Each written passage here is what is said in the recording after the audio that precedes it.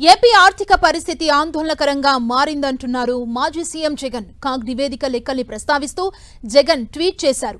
ప్రభుత్వం చెప్పిన దానికి పూర్తి విరుద్ధంగా కాగ్ నివేదికలున్నాయన్నారు జగన్. ఏప్రిల్లో జీఎస్టీ వసూళ్లు అత్యధికంగా 3,354 కోట్ల రూపాయలున్నట్లుగా ప్రభుత్వం ప్రకటన చేసింది. కానీ ఇది అవాస్తవమని కాగ్ నివేదిక లెక్కలే చెబుతున్నాయన్నారు.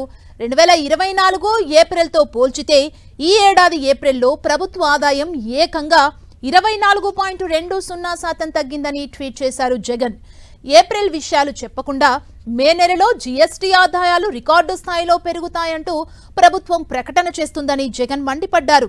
మరోవైపు గత ఏడాదితో పోల్చితే పన్ను ఆదాయాలు 12.21% తగ్గాయన్నారు జగన్.